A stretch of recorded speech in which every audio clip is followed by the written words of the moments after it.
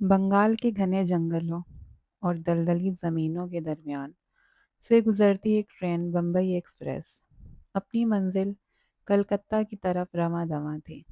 یہ برطانوی راج کے ابتدائی ریلوے نظام کا حصہ تھی جو دیہاتوں اور شہروں کو آپس میں جوڑتی تھی، لیکن اس رات کا سفر ایک خوفناک خواب بننے والا تھا۔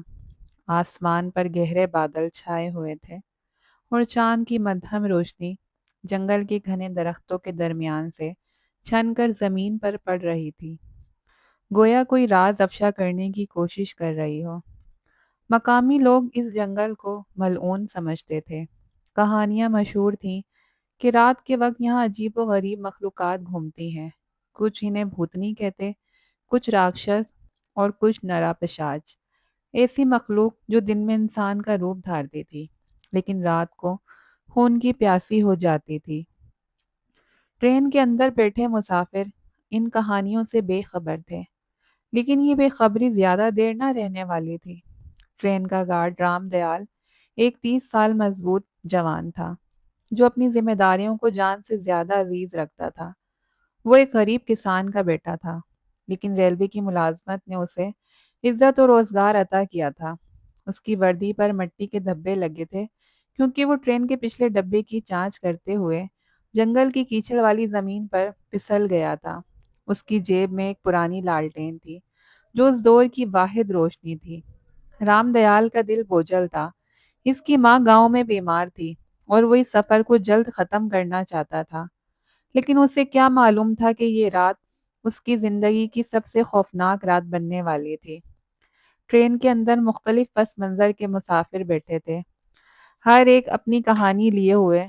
سریش کمار، ایک کلکتہ کا تاجر، اپنی دکان کے لیے مال لے کر جا رہا تھا۔ وہ باتونی اور چالاک تھا، لیکن اس کی باتیں اکثر دوسروں کو پریشان کرتی تھیں۔ اس کے پاس ایک بڑا صندوق تھا جسے وہ ہر وقت اپنے قریب رکھتا، گویا اس میں کوئی راز چھپا ہو۔ لاجونتی، ایک جوان بیوہ، اپنے میکے سے کلکتہ اپنی بہن کے گھر جا رہی تھی۔ وہ خاموش تھی، لیکن اس کی آنکھوں میں ایک عجیب سا خوف جھلکتا تھا، جیسے وہ کوئی بھید چھپا رہی ہو۔ مولوی عبد الرحیم، ایک بزرگ عالم دین، اپنی دینی کتابوں کے ساتھ سفر کر رہے تھے۔ وہ اکثر دعائیں پڑھتے اور مسافروں کو جنگل کی بھوتنی کہانیوں سے ڈراتے رہتے تھے۔ پنڈت رگھو ناتھ، ایک مقامی پنڈت، گاؤں میں ایک رسم ادا کرنے کے بعد واپس جا رہا تھا۔ اس کے پاس کچھ پرانے سنسکرت مخطوطات تھے جن کے بارے میں وہ دعویٰ کرتا تھا کہ وہ قدیم رازوں سے بھرے ہیں۔ بکٹو، ایک شرارتی لڑکا، اپنی دادی کے ساتھ سفر کر رہا تھا۔ وہ ٹرین کے ڈبوں میں ادھر ادھر بھاگتا رہتا، جس سے رام دیال کو خاصی پریشانی ہوتی تھی۔ ٹرین کا ڈرائیور بھوشن سنگھ ایک تجربہ کار سکھ تھا جو ریلوے سے پہلے فوج میں خدمات انجام دے چکا تھا۔ اس کا اسسٹنٹ منوج ایک نوجوان لڑکا تھا جو ہنسی مذاق میں مصروف رہتا تھا۔ بھوشن سنگھ اس رات کے سفر سے ناخوش تھا۔ اسے مقامی افواہوں کا علم تھا کہ اس جنگل میں رات کے وقت عجیب واقعات رونما ہوتے ہیں۔ وہ اپنی پگڑی کو درست کرتے ہوئے منوج سے کہہ رہا تھا، یہ جنگل اچھا نہیں منوج، رات کو یہاں سے گزرنا خطرناک ہے۔ منوج نے ہنستے ہوئے جواب دیا، بھوشن جی، آپ بھی ان دیہاتیوں کی کہانیوں پر یقین کرتے ہیں؟ یہ بس کوئی بھالو یا چیتا ہوگا۔ رات گہری ہوتی جا رہی تھی اور اچانک ٹرین کی رفتار سست پڑ گئی۔ مسافر بے چین ہو رہے تھے۔ سریش کمار بلند آواز میں شکایت کر رہا تھا، یہ بمبئی ایکسپریس کبھی وقت پر نہیں پہنچتی۔ لاجونتی اپنی سیٹ پر خاموشی سے دعا مانگ رہی تھی۔ اس کی انگلیاں اس کے گلے میں پڑے تعویذ پر پھر رہی تھیں۔ مولوی عبد الرحیم نے اپنی تصویر نکالی اور بلند آواز میں آیات پڑھنی شروع کی، جس سے ڈبے کا ماحول مزید بھاری ہو گیا۔ بکٹو اپنی دادی سے کہہ رہا تھا، دادی، یہ مولوی اتنا کیوں ڈرا رہا ہے؟ لیکن اس کی دادی نے اسے چپ کرا دیا۔ رام دیال ڈرائیور کے ڈبے کی طرف بڑھا تاکہ سست رفتاری کی وجہ معلوم کرے۔ بھوشن سنگھ نے بتایا کہ ٹریک پر کوئی رکاوٹ ہے، شاید کوئی بڑا پتھر یا درخت کی شاخ۔ رام دیال نے اپنی لالٹین اٹھائی اور منوج کے ساتھ ٹریک کی جانچ کے لیے اترا۔ جنگل کی خاموشی غیر معمولی تھی، نہ پرندوں کی آواز، نہ جھینگر کی سرسراہٹ، صرف ہوا کی ایک عجیب سی سرگوشی تھی۔ जो दरख्तों के पत्तों से टकराती हुई कानों में गूंज रही थी। रामदयाल के हाथ में लालटेन हल्की सी लरज रही थी। उससे अपने गांव की कहानियां याद आ रही थीं, जहां बड़ों ने नरा पिशाच का जिक्र किया था, एक मखलूक जो चांदनी रातों में इंसानों का शिकार करती थी। जब वो ट्रेक पर आगे बढ़े, उन्हें जमीन पर अजीब निशानात नजर आए। बड़े बड़े पंजों के निशानात थे, जो ना भालू के थे ना चीते के। वो इतना गहरे थे कि जैसे कोई भारी मखलूक यहाँ से गुजरी हो। मनोज ने हंसते हुए कहा, ये कोई जंगली जानवर होगा राम भाई, डरो मत। लेकिन उसकी आवाज में एक हल्की सी लर्जिश थी। अचानक जंगल से एक खौफनाक आवाज गूंजी, जैसे कोई जख्मी जानवर चीख रहा हो, लेकिन उसमें एक अजीब सी इंसानी सी कैफियत थी। रामदयाल का दिल धक से रह गया। उसने मनोज को कहा, जल्दी वापस चलो। लेकिन उससे पहले कि वो मुड़ते, एक साया जंगल से निकलकर उनकी तरफ लपका। दोनों भागकर ट्रेन की तरफ लौटे, लेकिन जब वो डब्बे के करीब पहुंचे, एक जोरदार धमाके की आवाज आई। ट्रेन का एक डब्बा जोर से हिला, जैसे उसे किसी ने धक्का दिया हो। मुसाफिरों में अफरा तफरी मच गई। सुरेश कुमार चीखा, ये क्या हो रहा है, हम सब मर जाएंगे। बिट्टू अपनी दादी के पीछे छुप गया और लाजवंती की आंखों में खौफ की गहराई बढ़ गई। मौलवी अब्दुल रहीम ने बुलंद आवाज में दुआ पढ़नी शुरू की, जबकि पंडित रंगूनाथ अपने मखतूतात पर झुका हुआ कुछ मंत्र ढूंढ रहा था। रामदयाल ने डब्बे में दाखिल होने की कोशिश की तो उसे एक गंदी बदबू आई, जैसे गीली मिट्टी और खून की मिलाप की। उसने अपनी लालटेन उठाई और देखा कि डब्बे की खिड़की टूट चुकी थी। शीशे के टुकड़े जमीन पर बिखरे हुए थे और खिड़की के बाहर दो चमकती हुई आंखें नजर आईं, जो चांद की रोशनी में खून की तरह सुर्ख दमक रही थीं। उससे पहले कि वो कुछ समझ पाता, एक अजीम मखलूक ने डब्बे पर हमला कर दिया। उसका जिस्म इंसान जैसा था, लेकिन चेहरा भेड़िए जैसा। लंबे नोकीले दांत, बालों से ढका जिस्म और पंजों वाली उंगलियां जो धात को चीर सकती थीं। उसकी चीख इतनी खौफनाक थी कि मुसाफिरों के खून जम गए। रामदयाल ने अपनी बंदूक उठाई, जो उसे रेलवे सिक्योरिटी के लिए दी गई थी, और मखलूक पर गोली चलाई। गोली उसे लगी, लेकिन वो सिर्फ एक कदम पीछे हटी और फिर और ज्यादा गुस्से से हमला आवर हुई। उसने डब्बे की दीवार को चीर दिया और उसके पंजों वाली हथेली एक मुसाफिर की तरफ बढ़ी, जो चीखते हुए पीछे हटा। जंगल से मजीद चीखें आ रही थीं, जैसे एक नहीं कई मखलूकात वहां मौजूद हों। हवा में खून की बू घुल गई थी और ट्रेन के अंदर का हर लम्हा मौत के करीब ले जा रहा था। अफरा तफरी में मनोज गायब हो चुका था। रामदयाल ने ट्रैक पर खून के धब्बे देखे, जहां मनोज की लालटेन जमीन पर पड़ी थी। उसका शोला मुद्दम हो रहा था। वो समझ गया कि ये कोई आम जानवर नहीं है। उसने मुसाफिरों को डब्बे के अंदर बंद होने का हुक्म दिया और दरवाजों को मजबूत करने लगा। लेकिन उसे एहसास था कि ये सिर्फ आगाज है। जंगल की खामोशी अब टूट चुकी थी और हर तरफ से अजीब आवाजें आ रही थी, कभी हंसी की तरह, कभी रोना, कभी गरजना। रामदयाल ने मुसाफिरों को जमा किया और कहा, हमें मिलकर मुकाबला करना होगा। ये कोई आम जानवर नहीं है। हमें बम्बई एक्सप्रेस को दोबारा चलाना होगा, वरना हम सब मारे जाएंगे। सुरेश कुमार ने एहतजाज किया कि वो अपना संदूक नहीं छोड़ सकता, जैसे उसमें उसकी जान बसी हो। लाजवंती खामोशी से रामदयाल को देख रही थी। उसकी आंखों में एक अजीब सी चमक थी, जैसे वो जानती हो कि ये मखलूक क्या है।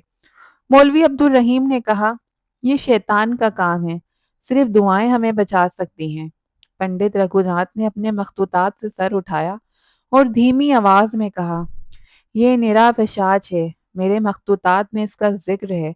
ये चांदनी रातों में खून मांगता है और इसे रोकने का एक ही तरीका है, लेकिन उसके लिए हिम्मत चाहिए। रामदयाल ने फैसला किया कि वो भूषण सिंह के साथ मिलकर ट्रेन को दोबारा चलाने की कोशिश करेगा, लेकिन उससे पहले कि वो इंजन की तरफ बढ़ता, एक और चीख गूंजी। ये बिट्टू की दादी की आवाज थी। रामदयाल भागकर डब्बे में पहुंचा, लेकिन वहां सिर्फ खून के छींटे और एक टूटी हुई खिड़की थी। बिट्टू जमीन पर बैठा रो रहा था। उसके हाथ में उसकी दादी का टूटा हुआ कंगन था। लाजवंती उसे गले लगाकर तसल्ली दे रही थी, लेकिन उसकी अपनी आंखें खौफ से भरी हुई थीं।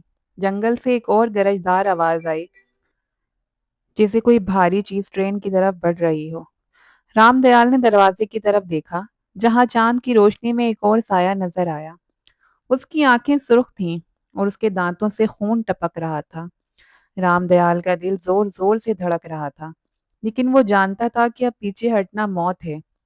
اس نے اپنی بندوق مضبوطی سے پکڑی اور مسافروں کو پکارا، تیار ہو جاؤ، یہ رات ہم سب کی آزمائش ہے۔ چاند کی مدھم روشنی اب تقریباً ختم ہو چکی تھی اور بنگال کے گھنے جنگل کی گہری تاریکی بمبئی ایکسپریس کے ڈبوں پر چھا گئی تھی۔ ٹرین جو کبھی کلکتہ کی طرف امیدوں کے پلندے لے کر رواں دواں تھی، اب موت کے سائے تلے کھڑی تھی۔ رام دیال کی بندوق کی نال ابھی تک گرم تھی، لیکن اس کے ہاتھ ٹھنڈے پڑ رہے تھے۔ جنگل سے آنے والی چیخوں نے مسافروں کے دل منجمد کر دیے تھے۔ بکٹو کی دادی کا غائب ہونا اور خون کے چھینٹوں سے بھری ٹوٹی کھڑکی ہر ایک کے ذہن میں ایک ہی سوال اٹھا رہی تھی: کیا وہ اس رات سے زندہ بچ پائیں گے؟ رام دیال نے مسافروں کو ڈبے کے وسط میں جمع کیا۔ سریش کمار اپنا صندوق مضبوطی سے تھامے ہوئے تھا، گویا اس کی جان اسی میں بند تھی۔ لاجونتی بکٹو کو سینے سے لگائے خاموش کھڑی تھی، لیکن اس کی آنکھوں میں ایک عجیب سی چمک تھی، جیسے وہ کوئی گہرا راز جانتی ہو۔ مولوی عبد الرحیم تسبیح پھیرتے ہوئے آیات پڑھ رہے تھے۔ ان کی آواز میں ایک عجیب سی شدت تھی، جو خوف اور ایمان کا ملغوبہ تھی۔ پنڈت رگھو ناتھ اپنے پرانے مخطوطات پر جھکا ہوا تھا، اس کی لرزتی انگلیاں پیلے پڑے صفحات پر پھیر رہی تھیں، جیسے وہ کوئی بھولی بسری تدبیر ڈھونڈ رہا ہو۔ بکٹو اپنی دادی کا ٹوٹا ہوا کنگن ہاتھ میں پکڑے زمین پر بیٹھا نہیں۔ اس نے اپنی بندوق دوبارہ لوڈ کی اور دروازے کی طرف بڑھا، لیکن اس سے پہلے کہ وہ باہر قدم رکھتا، ایک زوردار دھماکہ ہوا۔ ڈبے کی چھت پر کچھ بھاری گرنے کی آواز آئی اور اس کے ساتھ ایک ایسی خوفناک چیخ گونجی کہ فضا کانپ اٹھی۔ مسافروں نے خوف زدہ نظروں سے ایک دوسرے کی طرف دیکھا۔ سریش کمار چیخا، یہ کیا ہے؟ ہم سب مر جائیں گے۔ اس کی آواز اب ہسٹریا کے دہانے پر تھی۔ رام دیال نے دروازہ کھولنے کی کوشش کی، لیکن وہ جام ہو چکا تھا۔ اچانک کھڑکی سے ایک بہت بڑا پنجہ اندر آیا اور ڈبے کی دیوار کو چیر ڈالا۔ خون کی بو اور گیلی مٹی کی گندی بدبو فضا میں پھیل گئی۔ مخلوق کا سایہ واضح تھا، ایک انسان نما جسم، لیکن اس کا چہرہ بھیڑیے جیسا، آنکھیں خون کی طرح سرخ اور نوکیلے دانتوں سے خون ٹپک رہا تھا۔ اس نے ایک زوردار چیخ ماری اور سریش کمار کی طرف لپکا۔ سریش نے اپنا صندوق آگے کیا، لیکن مخلوق نے اسے ایک جھٹکے میں چھین کر دیوار سے ٹکرا دیا۔ صندوق ٹوٹ کر کھل گیا اور اس میں سے سونے کے سکے اور جواہرات زمین پر بکھر گئے۔ سریش چیختا ہوا زمین پر گر پڑا اور اس سے پہلے کہ کوئی کچھ پر کر پاتا، مخلوق نے اس کے سینے پر پنجہ مارا۔ سریش کی چیخ فضا میں گونجی اور پھر خاموشی چھا گئی۔ اس کا جسم بے جان ہو کر گر پڑا، خون کا تالاب اس کے نیچے بن گیا۔ مسافروں میں افراتفری مچ گئی۔ لاجونتی نے بکٹو کو مضبوطی سے پکڑا اور ڈبے کے کونے میں چھپ گئی۔ مولوی عبد الرحیم نے بلند آواز میں دعا پڑھنی شروع کی، لیکن ان کی آواز اور خوف سے کانپ رہی تھی۔ پنڈت رگھو ناتھ نے اپنا مخطوطہ اٹھایا اور بولا، یہ نرا پشاچ ہے، ایک قدیم لعنت۔ اسے روکنے کا ایک ہی طریقہ ہے، اس کے دل میں مقدس تعویذ گھونپنا ہوگا۔ اس نے اپنی جیب سے ایک چھوٹا دھاتی تعویذ نکالا، جس پر عجیب سے نشانات کنندہ تھے۔ رام دیال نے پرعزم لہجے میں کہا، ہمارے پاس کوئی اور راستہ نہیں، اگر ہم یہاں رہے یہ ہمیں ایک ایک کر کے مار ڈالے گا۔ اس نے بشن سنگھ کو اشارہ کیا کہ وہ انجن روم تیار رکھے، ہم ٹرین کو چلائیں گے اور اس مخلوق سے لڑیں گے۔ لیکن اس سے پہلے کہ وہ منصوبہ مکمل کرتے، ایک اور چیخ گونجی۔ یہ مولوی عبد الرحیم کی آواز تھی۔ سب نے مڑ کر دیکھا تو وہ زمین پر گرے ہوئے تھے، ان کا گلا چرا ہوا تھا اور ان کی تسبیح خون میں ڈوبی پڑی تھی۔ ایک اور مخلوق ڈبے میں داخل ہو چکی تھی۔ اس کی آنکھیں رام دیال پر جمی ہوئی تھی، جیسے وہ اس سے چیلنج کر رہی ہو۔ رام دیال نے بندوق اٹھائی اور گولی چلائی، لیکن مخلوق نے گولی جھیل لی اور اس کی طرف لپکی۔ بھوشن سنگھ نے ایک لوہے کی راڈ اٹھائی اور مخلوق کے سر پر زور سے ماری، لیکن اس کا اثر نہ ہوا۔ مخلوق نے بھوشن سنگھ کو دیوار سے ٹکرا دیا اور وہ بے ہوش ہو کر گر پڑا۔ رام دیال نے لاجونتی اور بکٹو کو پکارا، بھاگو ڈبے کے پچھلے دروازے کی طرف، وہ خود مخلوق سے مقابلہ کرے گا۔ لیکن اسے احساس ہو چکا تھا کہ اس کی بندوق اس کے خلاف بے اثر ہے۔ لاجونتی نے بکٹو کا ہاتھ پکڑا اور پنڈت رگھو ناتھ کے ساتھ ڈبے کے پچھلے حصے کی طرف بھاگی۔ پنڈت نے اپنے مخطوطے سے ایک پرانا منتر پڑھنا شروع کیا، لیکن اس کی آواز خوف سے لرز رہی تھی۔ اچانک لاجونتی رکی اور اپنے گلے سے ایک تعویذ نکالا۔ اس نے رام دیال کی طرف اور دیکھا اور کہا، یہ وہی تعویذ ہے جو اس مخلوق کو روک سکتا ہے۔ میری ماں نے بتایا تھا کہ یہ ہمارے خاندان کی لعنت ہے۔ رام دیال حیران رہ گیا۔ تم جانتی تھی؟ پھر تم نے پہلے کیوں نہیں بتایا؟ لاجونتی کی آنکھوں میں آنسو بھر آئے۔ میں ڈرتی تھی، یہ نرا پشاچ ہمارے خاندان کی وجہ سے وجود میں آیا۔ میرا بھائی اسی جنگل میں غائب ہوا تھا اور اس کے بعد سے یہ مخلوق ہر چاندنی رات کو شکار کرتی ہے۔ اس نے تعویذ رام دیال کے ہاتھ میں تھمایا اور کہا، اسے اس کے دل میں گھونپ دو۔